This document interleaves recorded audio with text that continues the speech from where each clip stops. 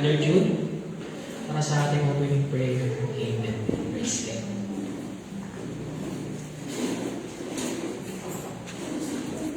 Praise the Lord, hallelujah. Tayo ay manalangin. Ito natin kaisipan sa ating Panginoong Diyos. At ihanda natin ang ating sarili. At isuko natin kung ano man ang ating nagawa ng hindi ka nais na nagawa natin sa harapan ng Diyos. Amang banal, narito kami Lord, sa dakong ito ngayon sa araw na ito Lord, o sa umagang ito po Ama. Salamat po God sa iyong paggabayan namin Lord, tungo sa dakong ito Lord, upang kami magsama-sama at magpupuli at magsamba sa iyong dakilang pangalan. At sambahan ka namin sa Espiritu. Dakilang Diyos, salamat po Ama sa umagang ito Lord, sa lahat ng iyong mga biyaya na natatanggap namin po God, na dapat ka namin pasalamatan Lord. At ang kami mga kapatiran po Ama, sa daan ngayon Lord, ingatan po rin sila po Ama, upang makarating Lord sa daan ito, upang kami magkasama Lord, na magpupuri sa iyo God. At namin pa upang kami magkasama-sama magpupuri sa iyo po Lord.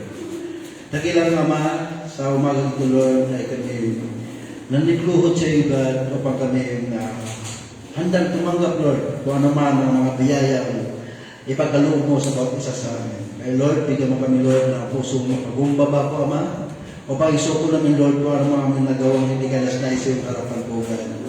Upang kami karapat-dapat na tumanggap sa mga biyayang spiritual po Lord. Upang sa araw na ito Lord, bago matapos ang gawain nito Lord, na makatanggap kami ng mga biyaya po Ama, na ang bawat isa sa amin Lord, ay lubos kami masaya Lord, bago kami lumabas sa tayo. Dakilang Diyos, lahat ng gagamitin mo Lord sa dating ito Lord, mula sa exhortation po Ama, mga manunugtog po God, mga testimony po God, at higit sa lahat po Ama, ang aming pastor po God, na nabibigay Lord yung mga pagka-spiritual Lord, ibuhos mo Lord sa kanya Lord, ang lahat ng karunungan Lord, upang ang lahat ng mga pagka-spiritual po God, ay makarating Lord sa aming mga puso po God, sa pamamagitan Lord ng iyong banal na Espiritu po Lord. Dakilang Ama, mula sa pagpisa Lord sa dakong ito po God, gabayan mo Lord ang bawat isa sa amin Lord. Lugubin mo Lord ang dakong ito po God, upang walang gambala Lord na kaaway Lord, upang ang lahat ng aming maririnig po Ama ay mula lamang Lord sa iyo po God. Dakilang Ama, sa umagang ito Lord, na kami lumalapit sa iyo God, na magpakumbaba Lord, upang kami karapat-dapat na tumanggap ng mga biyaya mula sa iyo Lord. Ang bawat isa sa amin, Lord, na makatanggap po ano man, Lord, ang ipagkaloob mo sa amin po, God. Upang lahat ng ito, Lord, ay ang makatanggap ng mga biyaya na kung ano man ang dapat sa isa sa amin po, God. Ito po ang aming dalangin. Papuri, pasalamat sa iyo, God, in mighty name of Lord Jesus Christ. Amen. Hallelujah. Pagkat Panginoon. Hallelujah. Minsan pa, binabati natin muli ang bawat isa na mamiyay at pagpalang araw sa dakilang pangalan natin, Panginoon. Amen. Praise God. Hallelujah. Tayo umapos sa masayang awit para sa ating Panginoon. Amen. Tayo sabi, oh, I want to see Him. Hallelujah. Tayo umawit, masayang awit.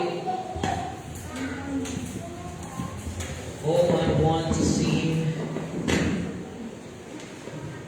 Hallelujah.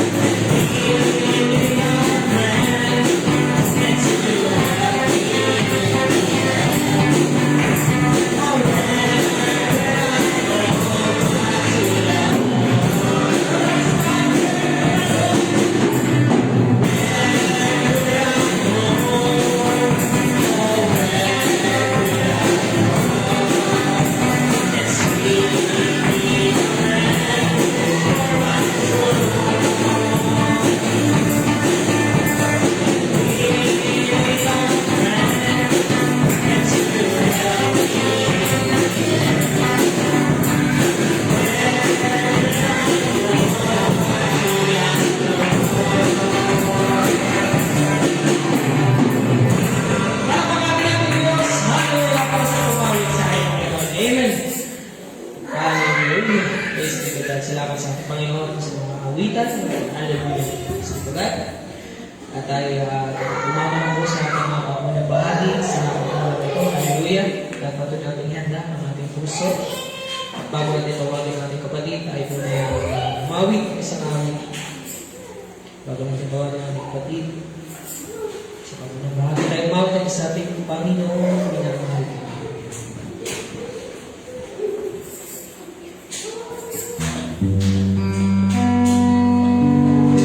Umawit muna tayo ng isang awit.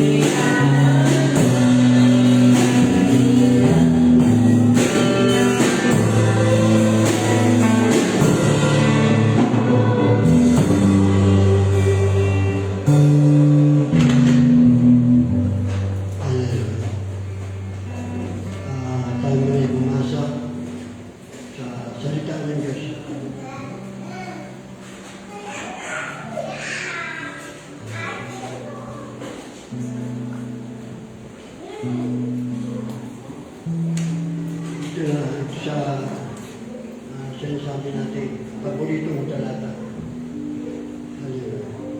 Mateo 7, 13, 14.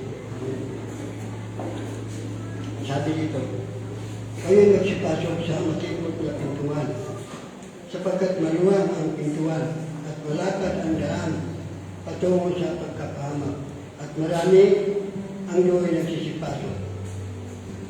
Sa 14, sapagkat makikot ang pintuan at makitig ang daan patungo sa buhay at kapaunti ang nakakasumpong sa Jan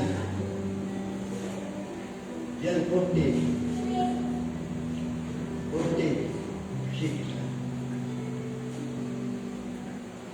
Sabi dito, sabi ng Panginoon mismo, ako ang daan, ang katotohanan at ang buhay. Sino man ay di makaparoon sa Ama, kundi sa pamamagitan ko.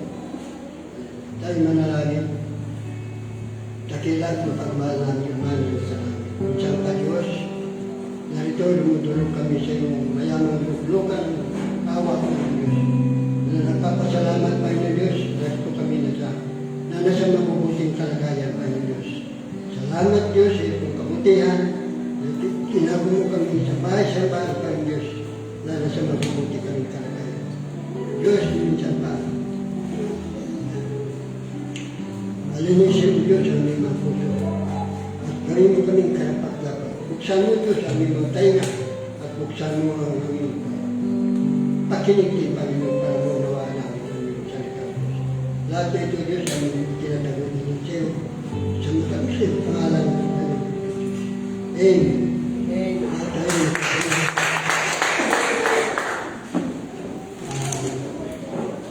Salamat muli sa Panginoon. Minsan pa nakatayo naman tayo sa ating pagtuloy. Salamat sa Panginoon. Alam niyo, nung nakaraan na mga linggo, mga nakalipas, alam niyo, naisipan ko na gumawa ng picture. Gumawa ng picture ba? Na mayroong nakasay na. Yeah. Kasi minsan pumapasok tayo parang magulo. Tinabalo yung mga bata. Kung matatanda na medyo magulo pa rin.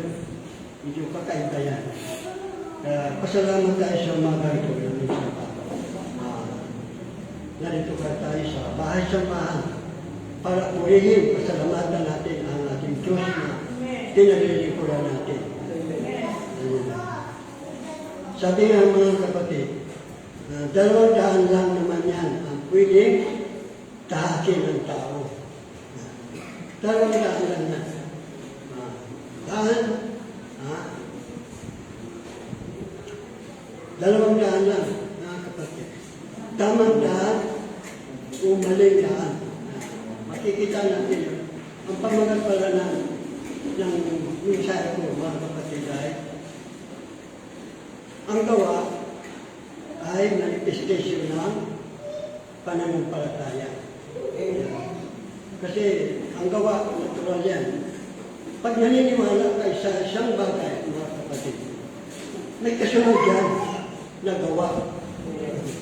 May kasunod na gawa. Talagang kailangan yan, mga kapatid. Napakahalaga yung gawa, mga kapatid. Sabi nga natin, mga kapatid, 200 lang kaya ang Diyos ay gumawa ng daan. Kaya lang si Satan gumawa rin ng daan para 200. Kaya lang meron din daan para sa pababa at meron din daan pataas, mga kapatid. Ngayon, kaya marapat lang nasabi, umalis ka sa daan mo para mapangunahan ka ng Diyos. Hindi ka pwede pangunahan na nandun ka sa daan mo, tapos minsan nasa daan ka rin ng Diyos. Hindi pwede magkasabayan, mga kapatid, na dalawa yan, mga kapatid. Kaya magpasalamat tayo sa umagang ito para makita natin, mga kapatid, yung ating tayo, mga kapatid. Kasi kailangan natin makita para makagawa tayo, mailagay natin sa lugar yung ating sarili. Para nilagay natin sa sarili, mga kapatid. Sabi nga natin, mga kapatid, ang malaking kasalanan, sabi ng mensahe yan, hindi ako mensahe, ang malaking kasalanan ay nagsimula yan sa maliit lang na kasalanan. Si Eva, mga kapatid, ang sabi ng mensahe, lumingon lang, sabi ng mensahero natin. Lumingon lang si Eva. sandali lang na lumingon para pakinggan kung ano ang sasabihin ni Satan. Oh. At nagpinta yun sa kanyang isip. Nagbigay yun ng isang larawan na napakaganda hanggang sa malaman ni iba na ito na yung katotohanan. Kala nyo, yun ang katotohanan. At nakinig daw siya dyan. Ganon din si Mrs. Lot. Maliit lang. Lumingon lang. Hindi na pwede sabihin lang, ganito, ganon. Ginawa ni Mrs. Lot. Lumingon lang. Maliit lang na kasalanan. Dahil lang.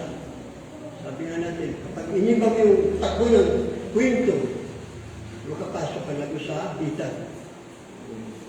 Kaya napakadelikado ang salita ng Diyos na may iba.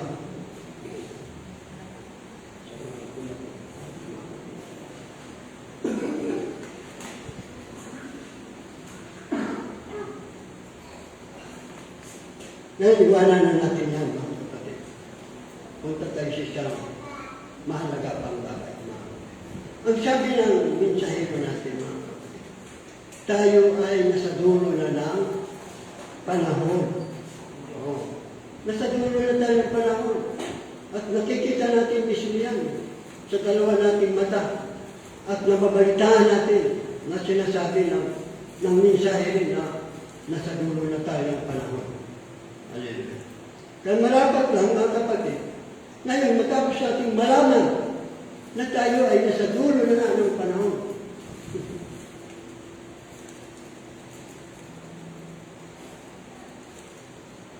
Marapat lang na maging totoo sa atin yung buhay na ang kinabubuhay natin. Marapat lang maging realidad sa atin yung mensahe na tinanggap natin.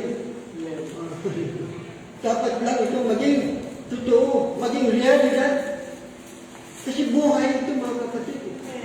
Buhay. Paano ba maging realidad ng buhay?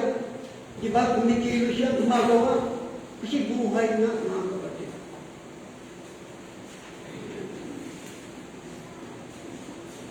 Sabi sa Juan 16, ano? 6:63. Pakilagay ko sa 6:63. Sa Juan.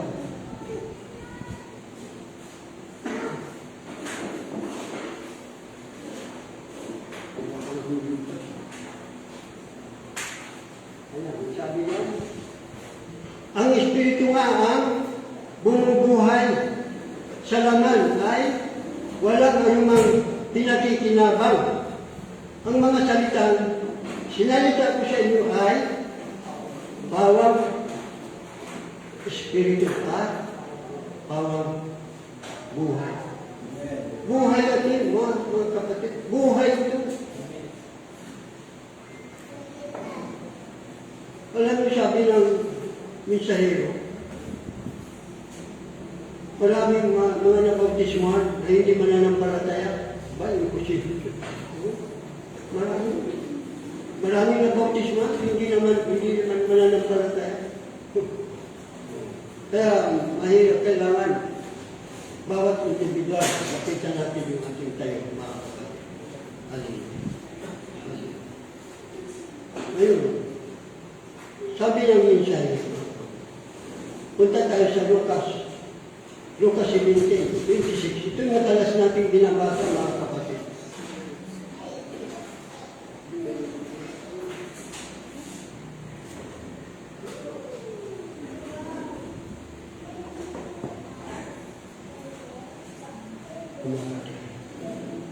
Madalas natin ito binabasa, mga kapatid. Itong Lucas ito. Ang sabi, at kung paano ang nangyari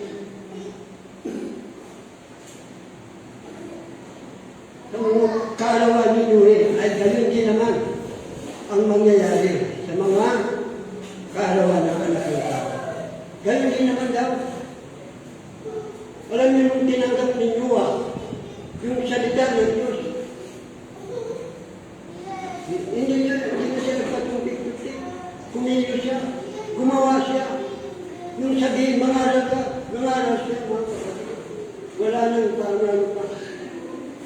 Kasi sabi, dapat nga, bawat panahon na nabuhay sila katulad sila Moises. Sa panahon nila, nilalagay sa kanila yung salita ng Diyos. Naging realidad sa kanila yung salita ng Diyos. Ganon din ito sa panahon natin.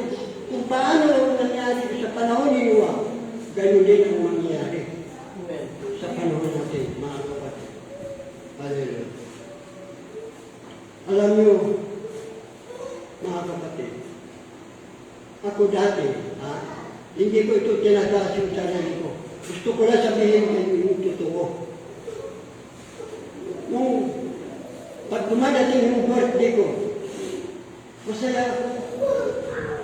Masaya ako kasi dumating yung araw na yun na nasa mabuti akong kalagayan. Nakapasalamat ako sa Lord. Pero alam niyo, tumaas dyan ang tingin ko sa birthday ko. Tumaas dyan ang paningin ko. Pwede ko pala ito gamitin, sabi ko sa Ebanghelyo.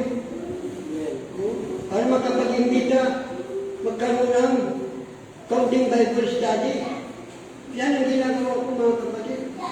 Ginagamit ko yan. Saan man ako magpunta. Pag may counting pagtitipon, ginagawa ko yan, mga kapatid. Magbahagi ng salita ng Diyos. Sapagkat realidad kasi sa akin yung mensahe. Realidad sa akin yung mensahe na tinanggap ko. Alam niyo, sabi ko nga, mga kapatid, kapag pumasok ka sa bahay, bahay ng isang, halimbawa na lang, mayor. Kita mo, si mayor lang nakaupo. Siyempre, hindi ko magpupintuhan yan ng ano. Kasi may bisita lang kayo.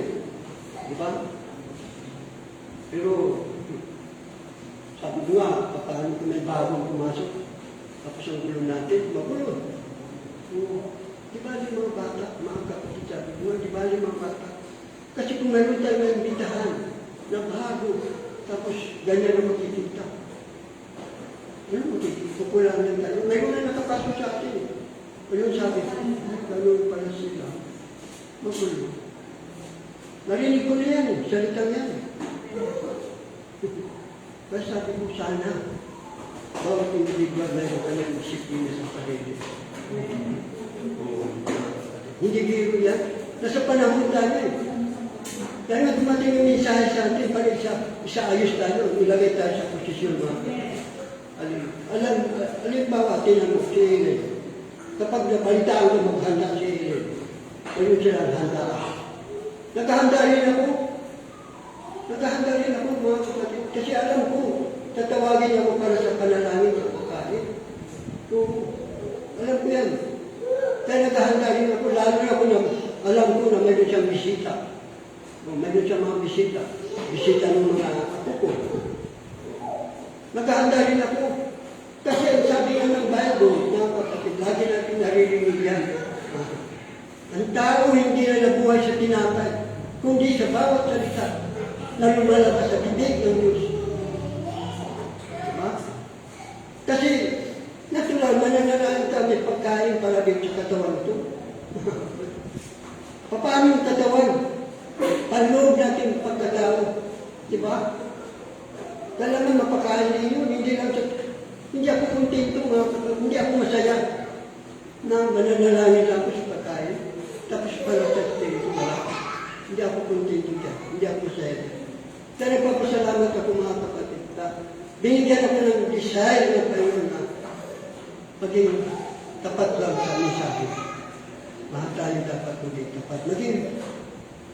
Maging realidad yung mensahe na tinanggap natin. Hindi ito basta-basta, mga kapatid. Tingnan nyo, mga kapatid. Sabi nga natin, mga kapatid, walang nagkataon. Alam natin yung Bible, kabisado na natin yung Bible. Walang nagkataon sa silong ng langit, mga kapatid. Kung nagkaroon ng handaan, may purpose yan, mga kapatid. May purpose yan. Kung tinawag ka para manalangin, may purpose yan mga kapatid. Kaya lang makita natin yung layunin mo, pangyayari. Sabi nga natin, kapag natisod ka, sa pato eh.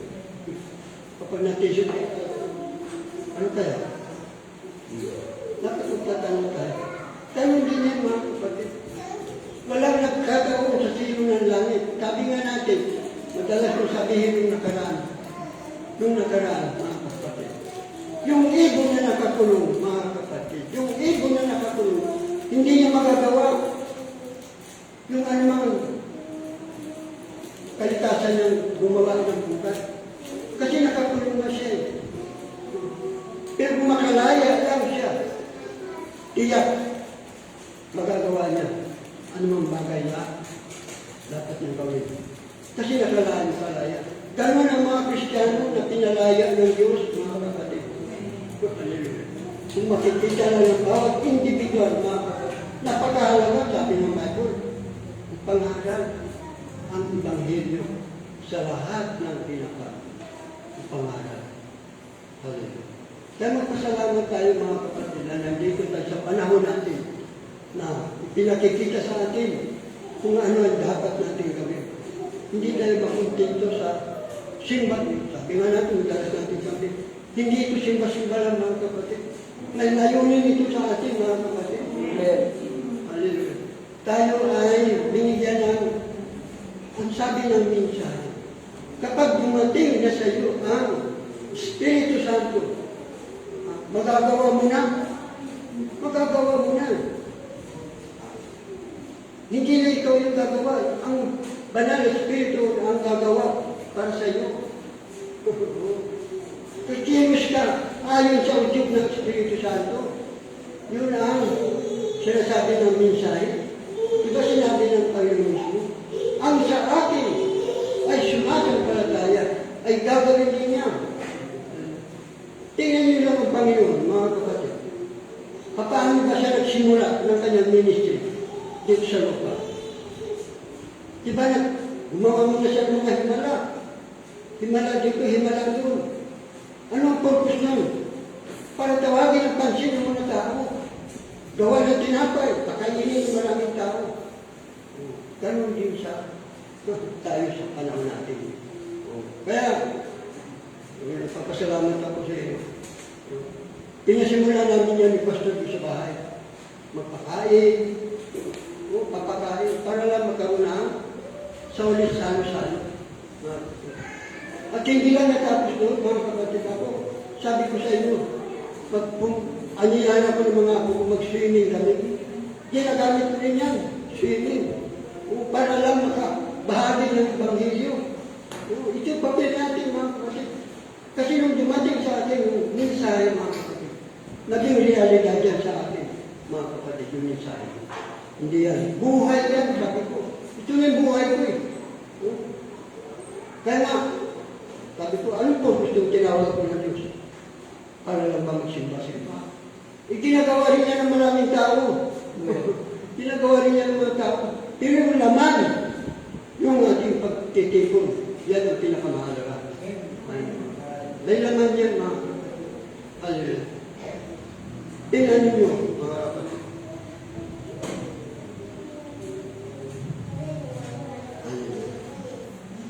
Parang nalalampasan ko yung bata. Alam niyo, tingnan niyo, mamasa na lang tayo mga kapatid sa Scripture. Santiago, mga kapatid. At ilagay sa Santiago.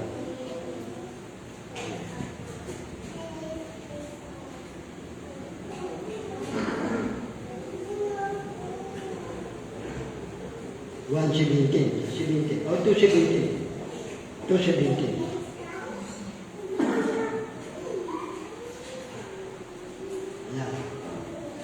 Gayun din naman, ang pananampalataya na walang mga gawa ay patay sa kanyang sarili. Sa itin. Oo. Yan nyo ha. Pagmasa natin, kasi lagi natin pinabasa yan. Oo.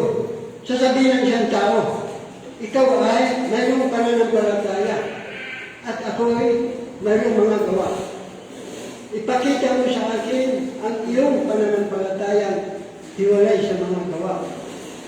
ako, sabi niya, sa pamamagitan ng aking mga gawa ay ipakita sa iyo ang aking pananampalataya. Sa 19. Ikaw ay sumasampalataya na ang Diyos ay iisa. Mabuti ang iyong ginagawa, mga kapatid. Tingnan niyo. Ang mga demonyo man ay nagsisampalataya. Nanginginig ko nga O sa 20, pagkilagay sa 20. Datapot, itig mo bagang. Yan, masakit ito mga kapatid. Alam, gumuguhit talaga ito. Tatapat idig mo bagang malaman o taong walang kaguluhan na ang pananampalataya walang magawa ay bao sa 21. Hindi baga ang ating amang si Abraham ay naring ganap sa pamamagitan ng gawa dahil sa kanyang inihain siya sa na kanyang anak, si Babaw ng Dambana. Mga kapatid, pinapakita dyan mga kapatid, pananampalataya, kailangan talaga mayroong gawa, mga kapatid. No? Ipakita, makikita yan. Kaya nasabi ko, dalawang klase ng mananampalataya. Kaya nga dalawang daan yun. Dalawang klase ng mananampalataya ang ipinapakita sa mensahe nito. Mayroong gumagawa. Alam mo, dalawang klase yung gumagawa Dalawang klase yung gumagawa. Mayroong gumagawa para maligtas. Pero tayo hindi tayo gumagawa para maligtas. Alam natin yan. Gumagawa tayo ay ligtas. Yan ang kaibahan. Maraming gumagawa ngayon. Pag nagmamasid ako sa dumadaan ka sa para. Marami pa nang talagang gawa sila ng gawa. Sa mensahe, walang gawa.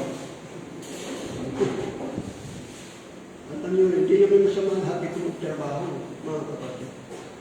Pero, gumawa tayo ng paraan, mga kapatid. Mensahe ito, kamay-kamay na ito, mga kapatid. Nasa huling panahon na tayo, mga kapatid. Hinihintay na lang. Sabi nga, kung paano yung nangyari doon sa panahon ni Noah, ganun din yung mangyari sa ating panahon. Ano bang inihanda ng Diyos doon para maligtas ang tao? Yung tao, ay dito ang inabagan nila ng mga tao, rapture eh. Paano pa kaya ang rapture ka? Inihanda natin Diyos sa atin. Alam natin yan na ang mundo papunta na sa pagkalubog, mga kapatid. Wala na tayong maasahan sa mundo. Pahirap na ang panahon. Alam niyo, meron sinasabi dito si Brother Branham, mga kapatid.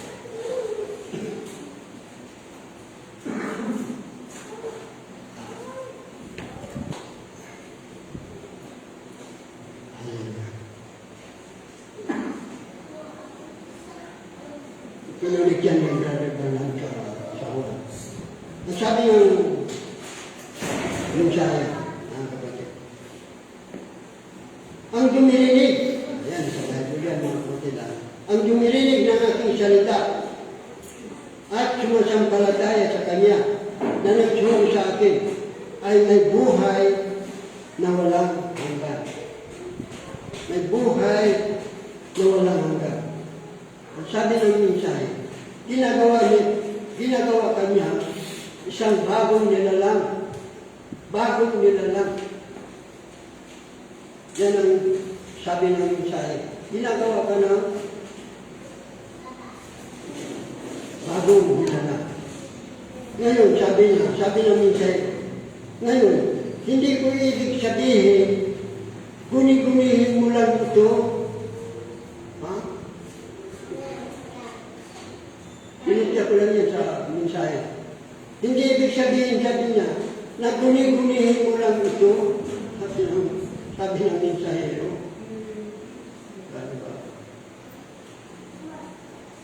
Ang ibig kong sabihin, sabi niya, gawin mo Gawin mo, sabi niya, mahalaga ang gawa, mga kapatid. Kaya nga, sabi ng mensahe, at ang bunga mo ang siyang magpapatunay dito. Ang bunga mo ang siyang magpapatunay sa iyo. Mahalaga, mga kapatid, ang gawa, mga kapatid. Hallelujah. Itinulad na tayo kay Abraham, mga kapatid. Si Abraham, inaring ganap dahil doon sa kanyang mga gawa. Isipin niya, napakahalaga ang gawa. Bagamat marami dyan nakikita mga gawa, may gawa. Pero wala naman sa mensahe. Higit pa kaya nasa mensahe. Si Abraham ay, nakita natin yan. Tingnan niyo mga Israelita na pumasok doon sa kubo na pinainit ng 7 ulit. Mga kapatid. Para mapatunayan na sila ay mga mananampalataya. Sumunod ka sa salita ng Diyos. Itabi mo yung mga bagay na hindi gusto ng Diyos. Yun ang pagpapakita ito. Pagpapakita ito ng tunay na mananampalataya. Kasi kung wala kang pananampalataya, yun lang natin gawin. Simba-simba lang na ginagawa naman ito. Karamihan yung pagsimba. Yung iba ba, talo pa tayo. Mga kapatid na sa ano. 2 beses lang. Yung iba, 4 na beses yung siya. Talo. 2 lang. Marami pa. Hindi nakakilala. Kaya magpasalamat tayo mga kapatid na pinakikita lang sa atin yung ating kalagayan kung saan tayo nakatayo. Kasi 2 lang ang daan, 100 kataas, 100 pababa. God bless you.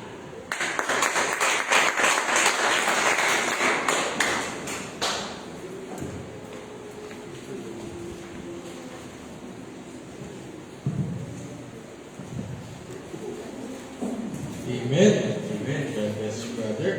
Salamat sa inyong mga ibinahagi. Amen. Pagpalain ko pa ng Panginoon, brother. Amen.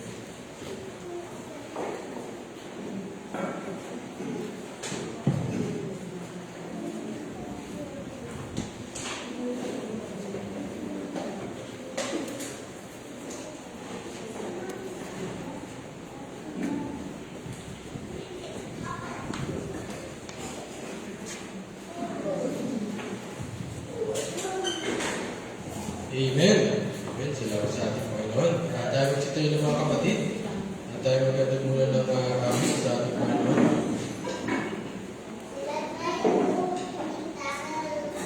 Amen. Nakita natin yung comment dahil.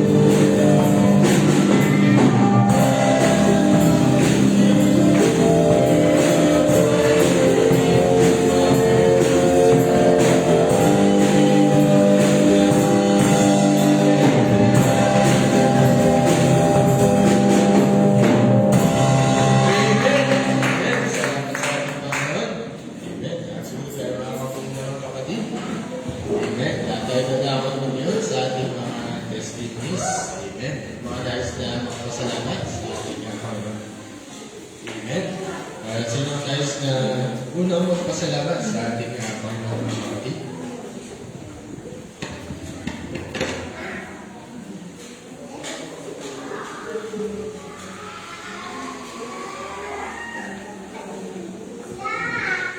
Amen. Sino nais na magpasalamat sa ating Panginoon?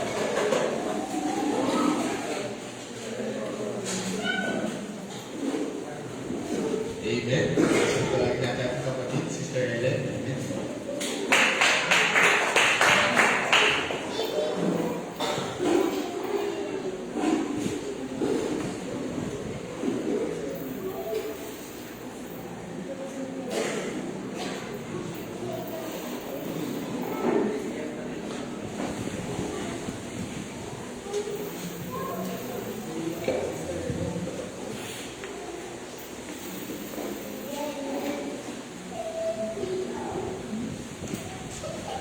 Nagpapasalamat po ako sa Panginoon sa araw-araw na pagbibigay niya ng lakas, pag-iingat niya sa pagbiyahe, lalo na sa pagpunta dun sa trabaho. At nagpapasalamat din po ako na nagagawa ko ng pupulin po sa akin. Nagagapala po.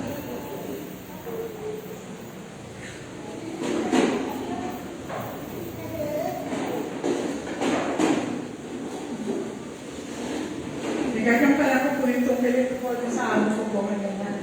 At pinapakita niya naman po na naging maayos po rin yung pagsasama po namin na kahit na po minsan naguguluhan po ako sa kanya pero po sa awa naman po ito ay nakakarawan din naman po sa araw-araw. Maraming salamat po. Tuloy ko po yung binabalik sa ating Panginoon. Amen. Amen. God bless you, sister. Amen. Nagpapalain ka pa ng Panginoon. Amen. At sino pa nais na magpasalamat sa ating Panginoon mga kapatid?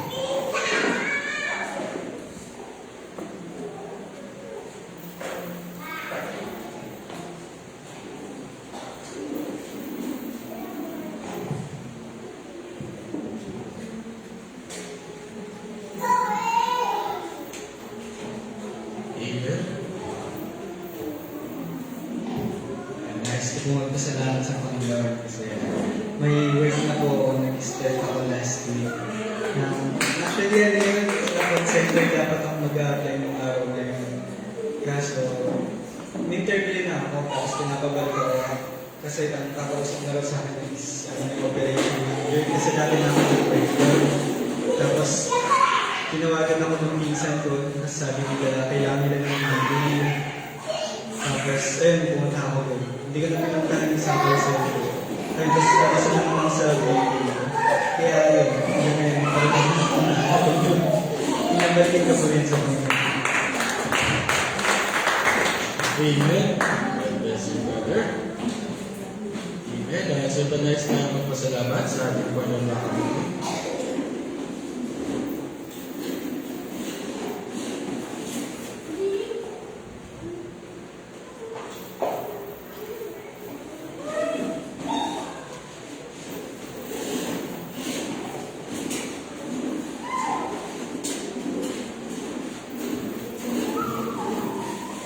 Amen. May nais ko magpasalamat sa ating mga kababaihan mga kapatid.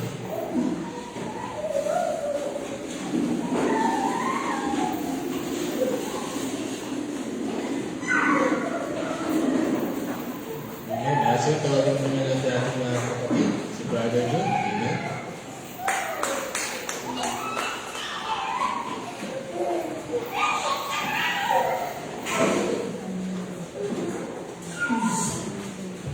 Praise the Lord, hallelujah. Maraming pasalamat sa Panginoon dahil sa binigay ng kalusugan at sa mga pangailangan na hindi siya, sabi niya, hindi siya nagkukulang, laging sapat. Salamat sa Panginoon. At yung aking ako na mayroon pong makikita yung dati nung gano'n na parang hirap sawayin. Kaya ayun, salamat sa Panginoon ay hindi ko gusto ko sila araw ng huli ko sila dito para masala kaya lang sobrang kalikutan talaga ang hirap tuloy yung dito sa sila. Mayroon nang magdala sa ako, isa sa ako mga dating dito natin. Kaya ako na talaga siyang lumilos na. Kaya, yun, si niya gusto sumama kanina. Kaya inisip niya, baka naman yung trabaho na rin habang palabas. Kaya sabi niya, kaya mo na ito kung kaya kang mag-converse ka sa sarili. Kaya kanyang edad talaga ang hirap namin. Sa bahay na, ganoon talaga. Pag hindi ko isarado yung pintuan, ano lang sa labas. Kaya salamat sa Panginoon, naway paglaki nila, huwag namang ganun kaalimot na. Matututo niya sila. Kaya hindi ko alam po yung mga nanay na umuwi na sila dahil pinagkita sa yung mag-awa-sala sa parang kasi hindi nakapagtapos yun. Ay malaki mag-aral. Kasi umuwi ka, mag-aral ka, baka yung anak mo ang magtuturo sa iyo kung natin ang panahon. Kaya sana naman makinig. Kaya sila lang, mga sa bahay, yung mga tita nila, wala sa bahay lahat sila. Kaya kami na si Mrs. sa kayan, si Med. Kaya, ayun, may lakad kasi si Mrs. mamaya, kaya tinatalan sa akin yan. Kaya sabi ko, paano gagawin ko sa dalawa na ito? Apat ang bahay, sa akin dalawa lang. Kaya kung tumakbo yung isa dyan, hindi malawa ko sa habulin. Kaya, salamat sa Panginoon din. Kaya ito yung kanila salamat sa Panginoon. Balik ko sa pagpura sa kanila. Amen. Amen. Bless you, brother. Pagpalain ko lang ng mga brothers. Amen. So pala is na pasalamat sa ating mga kapatid.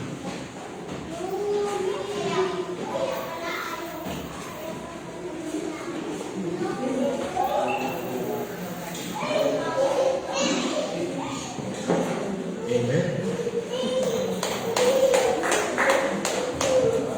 So, muli ko magpasalamat sa Panginoon sa lahat ng blessings na pag-iingat ng Panginoon sa ating sa araw-araw. Hindi nga yung sinaksit kasi ng mga nakaraan, balik 3 days siyang nilalagyan ng madaling araw.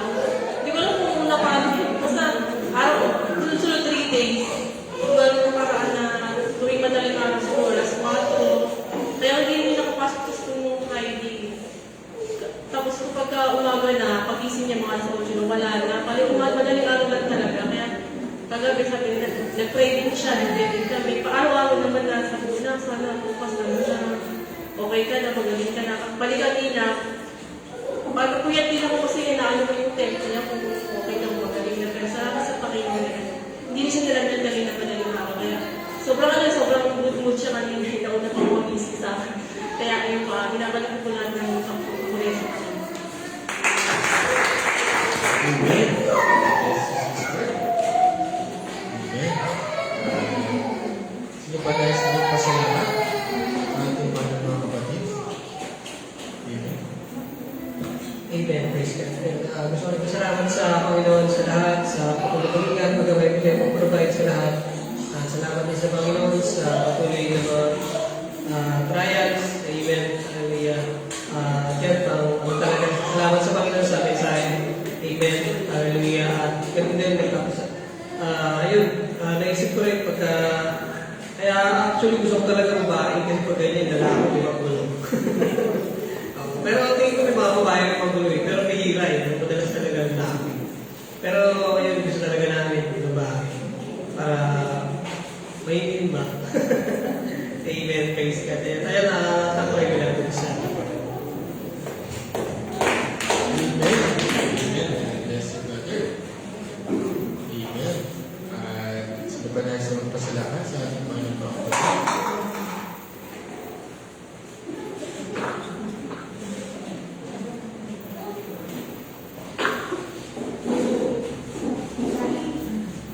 Amen. Siguro kung wala na,